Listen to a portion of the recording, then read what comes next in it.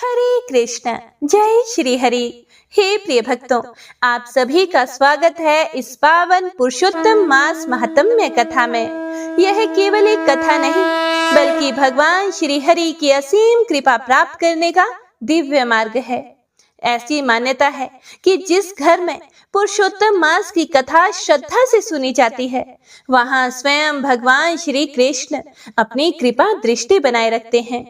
तो आइए भक्ति भाव से सुनते हैं पुरुषोत्तम मास महात्म्य कथा का पहला अध्याय। पुरुषोत्तम मास की उत्पत्ति किस प्रकार हुई? पुराणों में अधिक मास अर्थात पुरुषोत्तम मास के पुरुषोत्तम मास बनने की बहुत ही रोचक कथा प्रचलित है।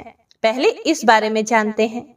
बहुत समय पहले की बात है, जब ब्रह्मा जी ने सृष्टि की रचना की और सूर्य तथा चंद्रमा की गति निश्चित की, तब 12 मास बनाए गए।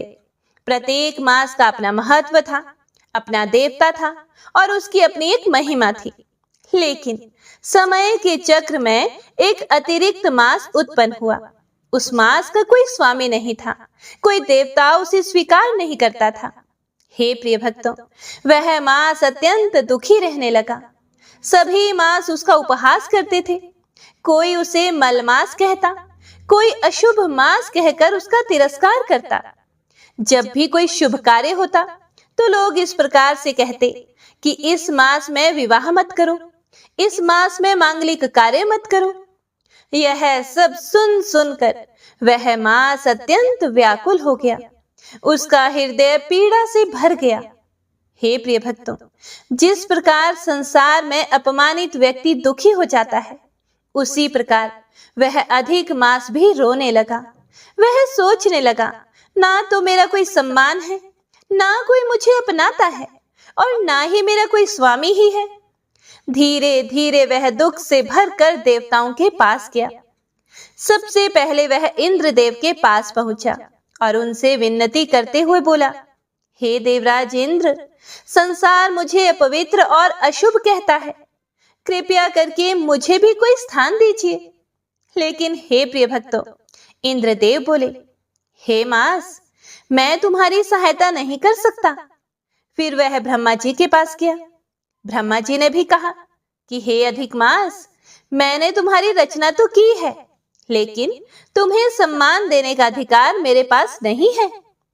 यह सुनकर वह मास और अधिक दुखी हो गया। फिर वह कैलाश पर्वत पर पहुंचा और भगवान शिव के चरणों में गिर पड़ा और बोला, हे महादेव, अब आप ही मेरा उद्धार कीजिए। संसार मुझे तिरस्कृत करता है, मैं अत्यंत दुखी हूँ। भगवान शिव अत्यंत दयालु हैं। उन्होंने उस रोते हुए मास को उठाया और प्रेम से बोले, हे अधिक मास, निराश मत हो। इस संसार में केवल एक ही ऐसे हैं जो दीनों का उद्धार करते हैं, और वे हैं स्वयं भगवान श्री हरि विष्णु। तुम वैकुंठ लोक जाओ, भगवान श्री कृष्ण अवश्य तुम्हारा कल्याण करेंगे। हे प्रिय भक्तों, भगवान शिव के ऐसे वचन सुनकर अधिक मास वैकुंठ धाम की ओर चल पड़ा। रास्ते में वह निरंतर रोता हुआ जा रहा था। उसकी आंखों से आंसुओं की धारा बह रही थी। जब वह वैकुंठ पहुंचा, तब वहां का अद्भुत दृश्य देखकर वह आश्चर्यचकित रह गया। चारों ओर दिव्य प्रकाश था। गंधर्व भगवान का गुणगान कर रहे थे। माता लक्ष्मी स्वयं श्री हरि की सेवा में उपस्थित थी और बीच में श्याम सुंदर पीतांबरधारी मुरली मनोहर भगवान श्री कृष्ण विराजमान थे। जैसे ही अधिक मास ने भगवान को देखा, वह उनके चरणों में गिर पड़ा और रोते हुए बोला, हे प्रभु, मैं संसार का सबसे तिरस्कृत मास हूँ। मुझे कोई स्वीकार नहीं करता। सभी मेरा अपमान करते हैं। अब आप ही मेरे रक्षक हैं। हे प्रिय भक्तों, यह सुनकर भगवान श्री कृष्ण की करुणा उमड़ पड़ी। भगवान ने उसे उठाया और प्रेम से अपने हृदय से लगा लिया। फिर भगवान बोले, हे अधिक मास, अब तुम दुखी मत हो। आज से मैं तुम्हें अपना नाम देता हूँ। जिस प्रकार मैं पुरुषोत्तम कहलाता हूँ, उसी प्रकार आज से तुम्हारा नाम भी पुरुषोत्तम मास होगा। हे प्रिय भक्तों, जैसे ही भगवान ने यह कहा, उसी क्षण वह अधिक मास दिव्य तेज से प्रकाशित हो उठा। भगवान श्री कृष्ण आगे बोले कि आज से जो मनुष्य इस मास में मेरा भजन करेगा, कथा सुनेगा, दान करेगा, व्रत करेगा और हरि नाम का स्मरण करेगा, उसे अनंत पुण्य प्राप्त होगा। यह मास सभी मासों में श्रेष्ठ माना जाएगा। जो संसार तुम्हारा अपमान करता था, वही संसार अब तुम्हारी पूजा करेगा। हे प्रिय भक्तों, भगवान के ऐसे वचन सुनकर पुरुषोत्तम मास की आंखों से आनंद के आंसू बहने लगे। देवताओं ने पुष्प वर्षा की, गंधर्वों ने भजन गाना प्रारंभ किया और पूरा वैकुंठ जय श्री हरि, जय पुरुषोत्तम मास से गूंज उठा। हे प्रिय भक्तों, यह संसार चाहे कितना भी तिरस्कार करे, लेकिन जो भगवान की शरण में चला जाता है, उसका जीवन बदल जाता है। भगवान कभी भी अपने भक्त का अपमान सहन नहीं करते। जो व्यक्ति सच्चे मन से श्री हरि की शरण लेता है, भगवान उसे सम्मान, सुख और कृपा अवश्य देते हैं। तो आइए अब सुनते हैं पुरुषोत्तम मास महात्म्य अध्याय 1। सबसे पहले पुरुषोत्तम भगवान से प्रार्थना करते हैं। कल्प वृक्ष के समान भक्तों की सभी मनोकामनाएं पूर्ण करने वाले, वृंदावन की शोभा बढ़ाने वाले और अपनी अद्भुत लीलाओं से तीनों लोकों को चकित कर देने वाले श्री वृंदावन बिहारी पुरुषोत्तम भगवान को मेरा बारंबार प्रणाम है। मैं भगवान नारायण, नर नारायण, माता सरस्वती और वेद व्यास जी को प्रणाम करके इस दिव्य कथा का आरंभ करती हूँ। हे प्रिय भक्तों, जो मनुष्य श्रद्धा और भक्ति से पुरुषोत्तम मास की कथा सुनता है, उसके जीवन के पाप धीरे धीरे नष्ट होने लगते हैं और उसके हृदय में भगवान श्री हरि के चरणों के प्रति प्रेम जाग उठता है। बहुत समय पहले परम पवित्र नैमिषारण्य तीर्थ में एक महान यज्ञ होने वाला था। यज्ञ अर्थात ऐसा पवित्र धार्मिक कार्य जिससे समस्त संसार का कल्याण हो। वहां संसार के हित और परोपकार की भावना रखने वाले अनेक महान ऋषि मुनि इकट्ठे हुए।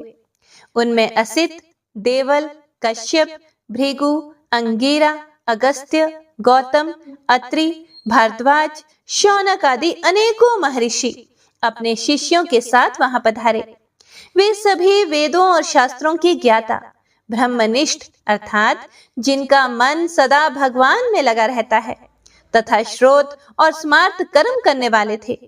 श्रोत कर्म मतलब कि वेदों में बताए गए यज्ञ और धार्मिक कार्य, तथा स्मार्त कर्म मतलब कि धर्म शास्त्रों के अनुसार किए जाने वाले नियम और पूजा पाठ। उन महर्षियों के मुखमंडल पर अद्भुत तेज था। उनके हृदय में किसी के प्रति भी द्वेष नहीं था।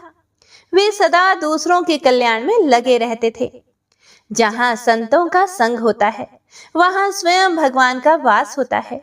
जहां हरि नाम का उच्चारण होता है, वहां दुख और भय टिक नहीं सकते। उसी समय परम ज्ञानी सूत जी महाराज तीर्थ यात्रा करते हुए वहां पहुंचे। वे पृथ्वी के अनेक पवित्र तीर्थों का भ्रमण कर रहे थे। सूत जी का स्वरूप अत्यंत तेजस्वी और दिव्य था। उनके शरीर पर गोपी चंदन का तिलक था। गोपी चंदन अर्थात भगवान विष्णु की पूजा में प्रयोग होने वाली पवित्र मिट्टी। उनके मस्तक पर उधर्व पुंड्र अर्थात वैष्णव तिलक सुशोभित था। गले में तुलसी की माला थी और वे निरंतर भगवान के परम मंत्र का जप कर रहे थे। वे जितेंद्रिय थे अर्थात उन्होंने अपनी इंद्रियों को वश में कर लिया था। वे जीवन मुक्त थे मतलब कि संसार में रहते हुए भी मोह माया से वे दूर थे। उनका हृदय पूर्ण रूप से भगवान श्री हरि की भक्ति में डूबा हुआ था। उन्हें देखकर वहां उपस्थित सभी ऋषि मुनि तुरंत आदर पूर्वक खड़े हो गए। सबके हृदय में अपार प्रसन्नता छा गई। हे प्रिय भक्तों, संतों के चरण जहां पड़ते हैं, वह भूमि भी तीर्थ बन जाती है। भगवान का नाम जपने वाला भक्त स्वयं चलता फिरता मंदिर होता है। तब सभी ऋषियों ने हाथ जोड़कर सूत जी महाराज से कहा, हे सूत जी, आप तो बड़े भाग्यशाली हैं। आपने वेद व्यास जी की कृपा से समस्त शास्त्रों का सार जाना है। कृपया करके हमें ऐसी कथा सुनाइए जो संसार रूपी दुख सागर से पार लगाने वाली हो। संसार सागर अर्थात जन्म और मृत्यु का यह अंतहीन चक्र, हमें ऐसी कथा सुनाइए जो भगवान की लीलाओं के रस से भरी हुई हो, जिसे सुनकर मनुष्य के हृदय में परमानंद अर्थात दिव्य सुख उत्पन्न हो जाए। ऐसी कथा जो संसार रूपी रोग को दूर करने में अमृत समान रसायन बन जाए। ऋषियों की विनम्र वाणी सुनकर सूत जी महाराज अत्यंत प्रसन्न हुए और हाथ जोड़कर बोले, हे ऋषि मुनियों, आप सभी मेरी कही हुई इस पवित्र कथा को ध्यान से सुनिए। मैं पहले पुष्कर तीर्थ गया। वहां स्नान करके मैंने देवताओं, ऋषियों और पितरों को तर्पण किया। तर्पण अर्थात जल अर्पित करके उन्हें संतुष्ट किया। फिर मैं यमुना नदी के तट पर गया। उसके बाद क्रमशः गंगा नदी, काशी, गया तीर्थ और त्रिवेणी संगम गया। गया तीर्थ में मैंने पितरों का श्राद्ध किया। फिर मैं अनेक पवित्र नदियों और तीर्थों में स्नान करता हुआ रामेश्वरम पहुंचा और अंत में भगवान नारायण के दर्शन के लिए बद्रीनाथ धाम गया। तीर्थों में स्नान करने से शरीर पवित्र होता है, पर भगवान की कथा सुनने से आत्मा पवित्र होती है। सूत जी महाराज आगे बोले कि हे द्विजों, भ्रमण करते करते मैं हस्तिनापुर पहुंचा। वहां मैंने सुना कि राजा परीक्षित अपना राज्य त्याग कर गंगा तट पर चले गए हैं। वहां अनेक सिद्ध योगी और तपस्वी इकट्ठे हुए थे। कोई केवल वायु पीकर जीवन धारण कर रहा था, तो कोई जल से, कोई फल से और कोई केवल पत्तों से अपना निर्वाह कर रहा था। तभी वहां भगवान व्यास जी के पुत्र श्री शुकदेव जी पधारे। वे केवल 16 वर्ष के प्रतीत होते थे, लेकिन वास्तव में वे ब्रह्म स्वरूप थे, अर्थात स्वयं परम सत्य के समान दिव्य थे। उनका स्वरूप अवधूत जैसा था। अवधूत मतलब कि ऐसा महापुरुष जो संसार के मोह और बंधनों से पूरी तरह मुक्त हो चुका हो। उन्हें देखते ही सभी मुनि आदर पूर्वक खड़े हो गए। जो स्त्रियां और बालक पहले उन्हें पहचान नहीं पाए थे और उनका उपहास कर रहे थे, वे भी लज्जित होकर दूर खड़े हो गए। मुनियों ने उन्हें बड़े आदर के साथ भगवान शुकदेव के लिए उच्च आसन बिछाया। जब वे उस आसन पर बैठे, तब वे ऐसे शोभायमान हो रहे थे जैसे तारों के बीच पूर्णिमा का चंद्रमा। हे प्रिय भक्तों, जिस सभा में संत बैठते हैं, वहां देवता भी अदृश्य रूप से उपस्थित रहते हैं। जहां श्री हरि की कथा होती है, वहां कलयुग का प्रभाव समाप्त होने लगता है। हे प्रिय भक्तों, पुरुषोत्तम मास की यह कथा केवल कथा नहीं है, यह भगवान श्री कृष्ण तक पहुंचने का दिव्य मार्ग है। जो श्रद्धा से इसे सुनता है, उसके जीवन में भक्ति, शांति और भगवान की कृपा स्वतः ही उतरने लगती है। इति श्री पुरुषोत्तम महात्म्य प्रथम अध्याय समाप्त। अगले अध्याय में भगवान नारायण स्वयं पुरुषोत्तम मास की अद्भुत महिमा का वर्णन करते हुए बताएंगे कि यह मास क्यों सबसे श्रेष्ठ है, इसका नाम पुरुषोत्तम कैसे पड़ा और इस मास में किए गए जप, तप, दान, स्नान और व्रत से मनुष्य को कौन कौन से दिव्य फल प्राप्त होते हैं। इस अध्याय में यह भी सुनने को मिलेगा कि कलयुग में दुख, दरिद्रता, रोग, संतानहीनता और जीवन के अनेक कष्टों से पीड़ित मनुष्य के उद्धार का सबसे सरल उपाय क्या है। हे प्रिय भक्तों, द्वितीय अध्याय अत्यंत रहस्यमयी, कल्याणकारी और भगवान श्री हरि की असीम कृपा से भरा हुआ है। इसे श्रद्धा से सुनने मात्र से मन में भक्ति का प्रकाश होने लगता है। हे प्रिय भक्तों, यह प्रथम अध्याय हमें सिखाता है कि कलयुग में भगवान का नाम, कथा श्रवण और पुरुषोत्तम मास का पालन मनुष्य के जीवन को पवित्र बना देता है। जो मनुष्य श्रद्धा और विश्वास से भगवान श्री हरि का स्मरण करता है, भगवान उसकी हर बाधा को दूर कर देते हैं। भगवान श्री राधा कृष्ण आपके जीवन से सभी दुख दूर करें। आपके घर में सुख शांति और भक्ति का वास हो। पुरुषोत्तम मास की कृपा से आपके सभी कार्य सिद्ध हों। यदि आपको यह पावन कथा अच्छी लगी हो तो वीडियो को लाइक अवश्य करें, अपने परिवार और भक्त मित्रों के साथ शेयर करें और चैनल को सब्सक्राइब करके श्री हरि की भक्ति यात्रा में हमारे साथ जुड़ जाएं और कमेंट में अवश्य लिखें राधे राधे। वंशी शोभित कर मधुर नील जलद तन श्याम, अरुण अधर जनु बिंब फल नयन कमल अभिराम। पूर्ण इंद्र अरविंद मुख पीतांबर शुभ साज, जय मन मोहन मदन छवि कृष्ण चंद्र महाराज। जय यदुनंदन जय जगवंदन, जय वसुदेव देवकी नंदन, जय यशोदासुत नंद दुलारे, जय प्रभु भक्तन के धृत तारे। जय नट नागर नागन थैया, कृष्ण कन्हैया धेनु चरैया। पुनि नख पर प्रभु गिरिवर धारो, आओ दीनन कष्ट निवारो।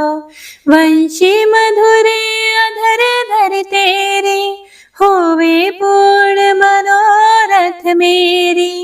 आओ हरि पुनि माखन चाखो, आज लाज भारत की राखो।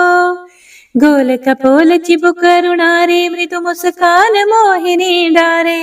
रंजित राजीव नयन विशाला, मोर मुकुट वैजंती माला। कुंडल श्रवण पीत पटाछे, कटि किंकणी काछन काछे। नील जलज सुंदर तनु सोहे, छवि लखि सुर नर मुनि मन मोहे। मस्तक तिलक अलक घुंघराले, आओ कृष्ण बांसुरी वाले। करि पय पान पूत नहीं तार्यो, अका बका का सुर मार्यो।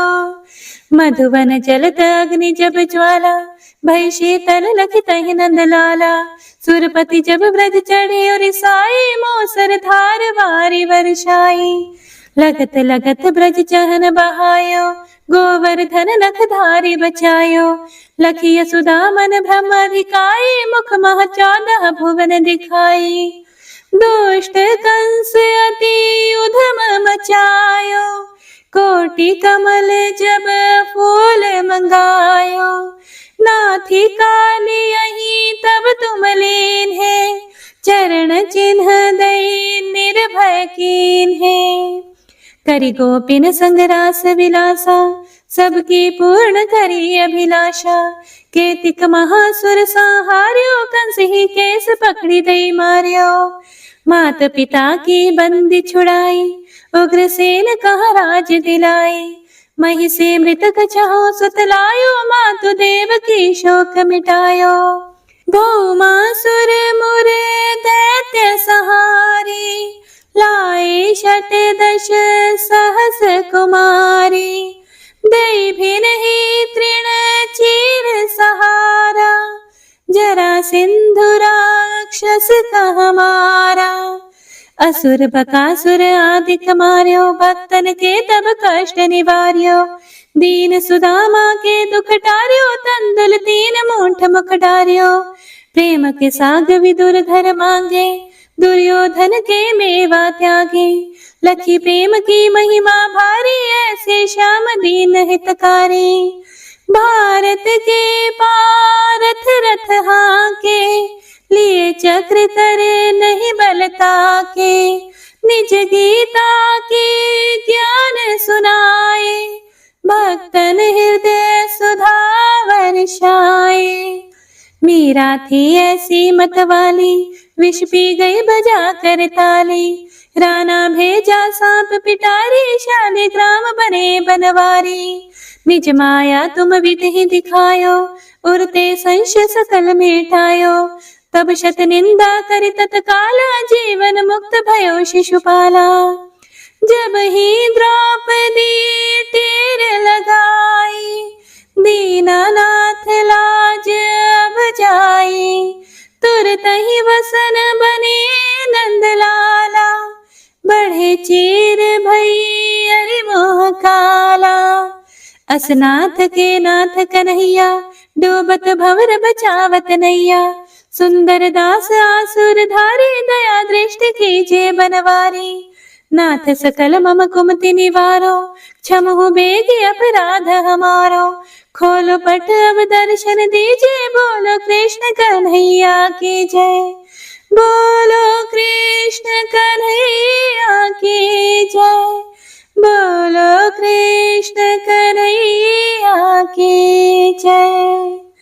यह चालीसा कृष्ण का पाठ करे उरधारी, अष्ट सिद्धि नवनिधि फल लहे पदारथ चारी। जय श्री कृष्ण। तो मिलते हैं अगली कथा में, तब तक निरंतर भगवान का नाम स्मरण करते रहिए। हरे कृष्ण कृष्ण कृष्ण हरे हरे, हरे राम राम राम हरे हरे। जय श्री हरि।